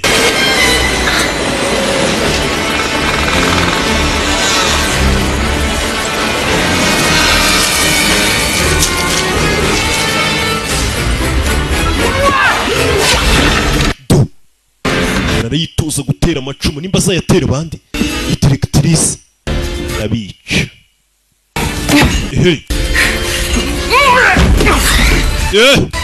mwana arabanza zanareba za shokora arazizamura za shokora izi ni shokora directrice nako mwarimu wakunda Jennifer hani naza arazifata ikintu numvishe mu idirishya ikintu numvishe kariya kana gafata sibyo muri hangana urwunge nicyo kinyobwa kikiyoboye umwana igipupa aragikura asigaye afite ibaraga bidasanzwe nta bibaraga bindi bidasanzwe we akoresha ubwonko bwe 100%. uri kureba iyi filime ukoresha agace gato cyane niyo mpamvu ubona nyine nta hano urajya icyo birabaye umwana aramanuka ariko umanuka kakitero nimba ari akabano nimba bakita gake ni umubano dore umugore aratera amacumu nimba bayitoza kwica ibisambo turashize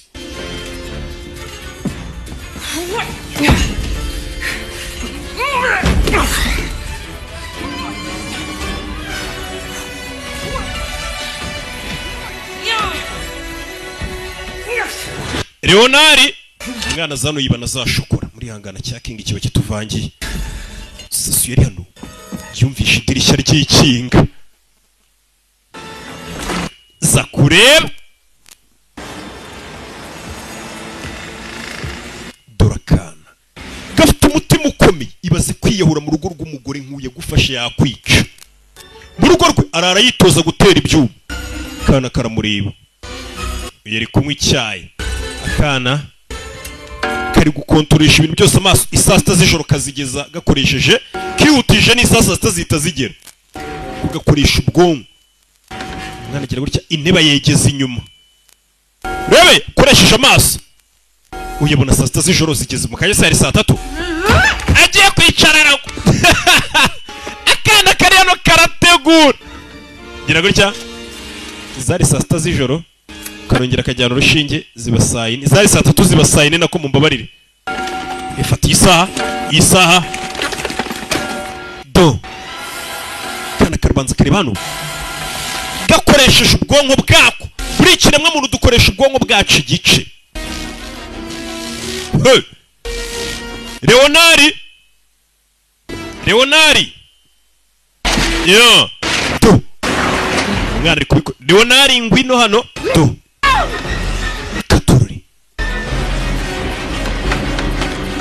umwana arabanza amanura yafutuye umugore yashyize wibuke mwarimu Jennifer azano kingurira King yaravuze ngo iyi foto ahantu imanitse ngo hari hamanitse ifoto ya papa we umwana yafashe ifoto y'umugore arayitwika koresheje amaso ibintu byo kujya mu rugo rw'abandi ukarushimuta ukamanikamo n'ifoto yawe ntago ari sawa reba filime umwana kumarura bya bibuye ibyo ajya gatera ari muri akikina ya mikino ya Olympique uyu mukecuru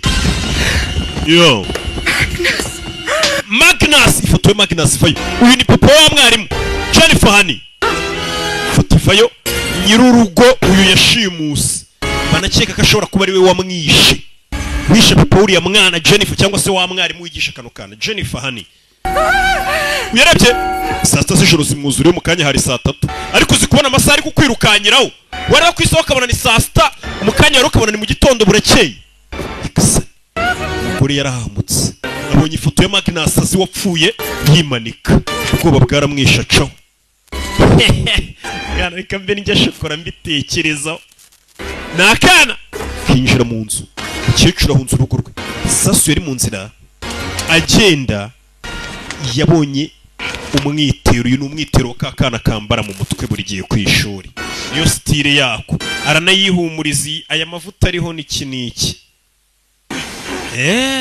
kombe mu gitondo Miss Yani naguri bwizera icyo nkuzani yazani cya gipupe Miss Yani yakuze baramwambuye uriya mukecuru rero mwibiye igipupe dore nakandi nkuzani ni shokora pupe yajyaga mu hakera byose byari byaribwe n'uriya mugore directrice sana shokora nyiguhishire uyahisha igipupe batamenye ko ninjoro bagiye kukibuye umukecuru directrice w'ikigo I will be teaching your class today. uyu munsi ishuri ryawe ndaza kugufasha kuryigisha dore isura harimo n'uduheri wagira ngo ntazi ya mavuta bita arya bedani Honey to get very, very nervous. Matilda. Miss Ya no munsi yagize ubwoba ariko Matilda yari afite umupango. She's really raving mad. What is it your father used to call you? Wawe yajyaga guhamagara ngo iki? Bumblebee. Yamamagaraga Hummingbird cyangwa Bumblebee. He called her Trunchbull? No, I suppose he called her Agatha. None se Uncle Trunchbull nako watantuye Trunchbull bamwitaga ngo iki? Bamwitaga Agatha. Maybe I could go back to the house and put the doll back while she. Iki gipupe ndagisubiza kwa directrice mu rugo atazanamenye ko ari we wagikuyeyo. It's gonna be okay. Biraza kumera sawa ndagusezeranye. You promised you wouldn't go back in that house. Nejo bundi rwansezereje kutazasubira muri iriya nzu. On the garage roof. Nabikoze byose ndi ku rusenge. Nakoresha imbaraga zanjye ibintu bisohora mu nzu ninjiyemo. Ibyo bintu by'imbaraga zawe uhora umubwira ntazo ufite wakanawe kucyo ubeshya kandi imbaraga kamenye kuzikontorora karabanza kamwiryaho. Umwana arongera azamura hano ijagi atayikozeho mwarimu yikangamo turashize mwana yambwiye ati ngiye mfite imbaraga ibintu bisohora mu nzu ninjiye muri iyo nzu za mbaraga zawe ngiyewe baranzi mfite imbaraga metero zikangamo turashize karamuseka ngiye mfite imbaraga reka noneho nyimanure hasi hariya urebe arabanza shyiraho amarita ahisha ibintu byose uriya mwarimu yanga uyu arikanga kana kamwereka imbaraga gafite gakoresha ubwonko bwako 100%. Ibintu kiremwa muntu kitarabasha gukora. Nice girl. Nta kongera kwigira umwana mwiza. Hey, niko kamubwiye ati ibintu byo ku mwana mwiza tubigabanye. Hey, don't make me wait. Icara mwese mwituma nekerezo yarinjira. And hold the newt. Vayo. Hey. Ranks. Nawe jya mu bandi wa Rwanda we. Directrice w'ikigo. I am here to teach you all a lesson. Mwese nje kubigisha isomo. Directrice w'ikigo. Sometimes in life, horrible and unexplainable things. Rimwe na rimwe mu buzima ibintu birutasobanura bijya biba. These things are a test of character. Ibyo nibyo bisuzuma umuntu tukamenya uwo ari we. Gasani. Ubwana bwiga muri kaka. Muri gardienne bahita mu kaka. Character. Form a line across the room, quickly. Mwese mukuru murunguzi mundi. Fill this gap. Yeah. I expect you're wondering what I'm talking about. Yes. A child came to my house. Hari icyana cyaje mu rugo rwanjye n'injoro. When? Sinzi igihe yasi cyangwa igihe yagereye mu nzu yanjye. No, buretse wowe wezi. I know a child came. Ariko umwana waje mu rugo rwanjye ndamuzi. Dore ngo Do you know it was illegal to enter someone's home without their permission? Mwari bizi ko amategeko n'umuntu yinjira mu rugo rw'abandi nta burenganzira afite. Yego Miss Trunchbull. Hey, shoulders back. Mwese mubane barabana nk'abasirikare. Do any of you recognize muri mwese this? Hari uwibuka uno mubano uyu mubano abana bose bazi uwambara baramuzi ni Matilda kadukina umukino Wearing a pretty red. Okay, reka tubanze tubari ejo hahise hari umwana wari wambaye no ribbon cyangwa se no mubano none uyu munsi ntawe yambaye uwo mwana niwe waje mu rugo rwanjye ruhato Who does this disgusting ribbon belong to? I shall personally see to it that the demented, drooling, slime-breathed little Lilliputian who owns this disgusting ribbon.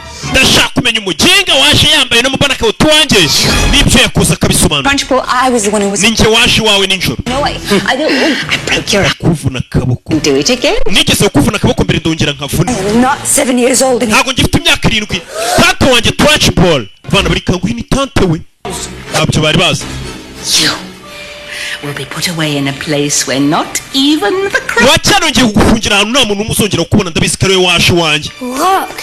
reba umwana azamura ingwa koresheje amaso ye we dore ingwa uri kwizamura we uyu arikanga bira byose n'umwana uri kubikora bikoresheje ubwonko bwe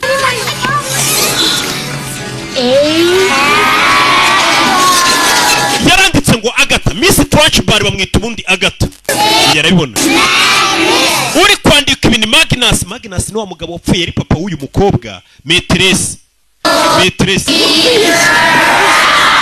ndagira ngo inzu ya Bumblebee umukobwa wanjye n'amafaranga ye ubimusubize Nyagasani nurangiza usuhunge uve muri uyu mujyi nudahunga ngo uve muri uyu mujyi nzakubona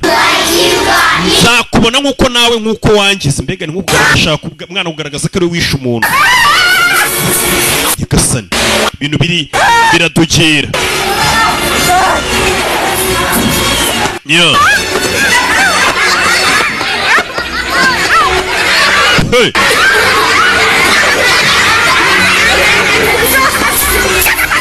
Nyagasani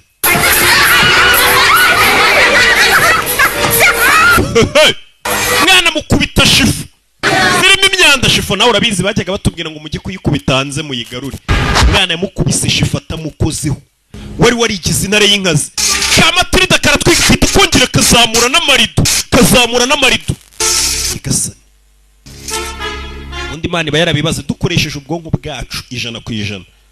Akenshi twajya dusara bwaturika ni ingaruka nyinshi twajya tubona n'ibidahari iyo mpamvu usanga dukoresha agace gato ku bwonko bwacu uyu mwana wakoresha igice kinini niyo mpamvu ubona basha kumuvinga ibintu akabijyana handi atabikozeho yo directrice w'ikiga abana baza kumushungera bayo waruzingo we patakana kamwana abizi patakana rebe patakana directrice Miss Trench... wibikora wishukunye umwana bagiye kumunyuza mu idirishya ngo rimeneke umwana akingura idirishya basi ritamukubita agiye kugwa hasi kano karamukaraga gakoresheje za mbaraga zakabwo kamuha umunyenga aho kugira ngo agwe Matilda ari gukoresha imbaraga reka nguha umunyenga Matilda muha umunyenga gurutsa umwana ahita namugarura mu ishuri mwana yaruka Matilda umuyoboye yarashugunye umwana ngagwe Matilda yagaruye umwana ari kumukontora sunika directrice agwa ku mubumbe w'isi kuri gorobe munkaragireho reka isi mwikaragire mufungire amaferi ubonye Metresse kari ubisabye barabanza directrice wari warigize akarakajya baramuseka bamukaragira ku isi si mwikaragiraho mufungiraho amaferi byose ni Matilda uri kubikora atamukozeho turashize ibi byose ni Matilda uri kubikora atamukozeho wari warigize intare y'inkazi yirirwa kubita abana bababaza buriya nta cyiza cyo gukubita abana uyavayo azagonga kanano Rebeka vayo Caravenda Matilda ahita akazamura hejuru directrice afata ubusa bana ndanahatwitse ibyo byose ni Matilda uri kubikora mu ibanga dore bya bintu abana baba bapfunyitse bari buze kurya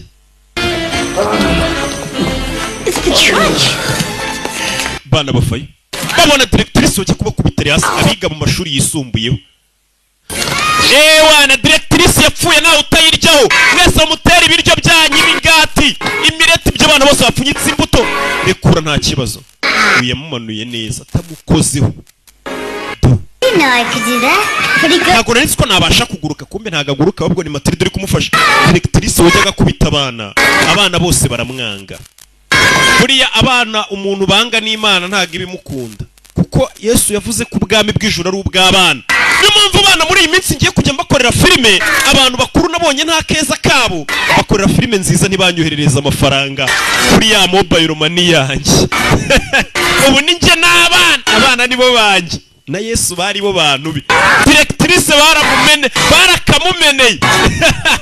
Directrice abamuteye papier hygienique, abamuteye amaronji, imigati bari kurya, iki niki. Directrice abana ntago bamukunda. Muri iyo wigisha abana bisaba kwigira nkabo kugira ngo urebe hanini ko bagukunda, ni nabwo bakubaha ibyo babwiye bakabikora. Kuko babikora bavuga ati n'umugenzi wacu bitubwiye ni iniga yacu. Ati rya shuri ryasaga nabi ntabwo ryongeye gusa nabi. Barakwereka Miss Hani Metresse yasubiye muri yanzu ye. Matilda was a frequent visitor. Ndetse Matilda was a frequent visitor. Yari umushyitsi umusura buri gihe bihoraho. Umwana asigaye asura na Metresse. Metresse Hani. It's beating and all. It sounds like it's humming. Umutima wanjye uri gutera cyane gusa neza. Uriya mugore akiba muri inzu y'ibyo no mukobwa kubera yari yarishe se yasaga nabi. Barakwereka kiraho ababyeyi ba Matilda. Mwana wacu turakivayo tugende. Uyu ni mama wa Matilda. Bahita bapakira biscuit. Tugende twirukana.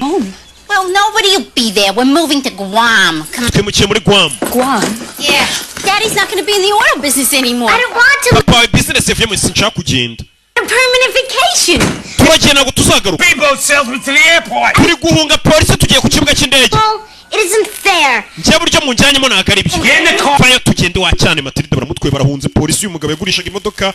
Simeze nabi polisi iri kumwiga. Why would she want some snotty disobedient kid? Because she's a really wonderful child and I love her. Uyu mwana ni mwiza ngenda mukunda. Miss Honey? Ariko ubundi wanyadobusa ukambera mama Metresse. Look, I don't have time for all these Njye nagiye mfite. Second dad, I have the adoption. Papa njye mfite ibipapuro byo mu rukiko reka mbibaye musinye. Njyewe Metresse abari umbera mama anyadopte mwe mwigendere. Are you hearing this, Harry? All you have to do is sign. Papa we sinya ko utakiri papa wanje na mama sinya ko atakiri mama wanje. Njyewe Miss Hani anyadopte mbu umukobwa we. Ababyeyi nabo uyu mwana baramuhaza. Shero uratekereza iki? You're the only daughter I ever had, Matilda. Matilda niwe mukobwa wenyine nigeze mbyara. Understood you now. Rero ndakumva nimba udashaka ko tukubera ababyeyi rwose genda. Ntago muri make ni kuvuga ati utworosoye wabyukaga. Zana ikaramu uyu mwana ntago bamukunda n'ubundi. Kubabwira ngo agiye kubona undi muntu umurera. Ababyeyi be babyumva ko bakavuga ati sigara rwose ahubwo tugeze amahirwe uragiye wacyana we. Umwana yaje kubereka musinyana. The Wormwood signed the adoption papers. Ababyeyi be basinye ibipapuro byo mu rukiko bigaragaza ko uyu mwana atakiri umwana wabo ahubwo abonye mama we. Mama ubwo ninde? Ni Metresse. Sinya hindukira ngo usinyire akana karishimye n'ababyeyi ariko barishimye. Nugira ngo umwana wishimye gusa kuba bano batari ababyeyi n'aba babyeyi barishimye ko uyu mwana atakiri umwana wabo. Nugira ikibazo cy'amafaranga uzaduhamagare tukoherereze yo kumurera. Undi ati nayo nkeneye. Natawe umubyeyi wanjye bara nta babyeyi babarimo. Sibyo? Ababyeyi barishimye kuvuga ati baruhutse umutwaro. Gusa icyo bazi ngo baruhutse umutwaro. Bitesheje umwana ufite ubwenge bwinshi cyane. Wakanabahinduriye ubuzima. Bari guhunga polisi. Ati barakwereka Matilda yakomeje kubana n'uriya mugore. Iminsi iragenda iricuma nyine yabaye mama we. Principal of Crunchum Hall. Miss Hani basha kumugira directrice w'ikigo bari uyobora cya kigo. Ava kubyo kuba Metresse aba Metresse. To her great surprise. Nako aba directrice. Ndetse na Matilda yabayeho ubuzima yishimye. Akina ikiba ariko ameze neza nta kibazo afite. Kano kana urabona ko gafite ubwenge. Harakandi kana nabonye ejo bundi kajya karirimba nzakabereka kitwa Kariza. Shawu nako karirimba neza. Nako gafite ubwenge nk'ubw'uyu mwana. Umwana arakwereka yibaniye n'uyu. Ababyeyi be n'ubundi babufataga nabi. And Miss Honey each got what they had always wanted. Yaba Matilda ndetse na Miss Hani. Family. Bose baje kubona icyo bahoze bifuza. Ari cyo bita umuryango unezerewe. Powers again. Ndetse Matilda narubwo. I mean almost never. Ntago yongeraga gukoresha imbaraga ze mu bibi. Yakoreshaga za mbaraga ze noneho mu byiza. Akura nk'ibitobo karara basoma. Mbega umwana neza neza afite ubwenge nk'ubw'akana k'inaha kitwa Akariza Gayera. Simujye mukabona? Basize abana bari gusoma ibitabo na filime yacu nuko igenze banyita Rocky. Ciao ciao.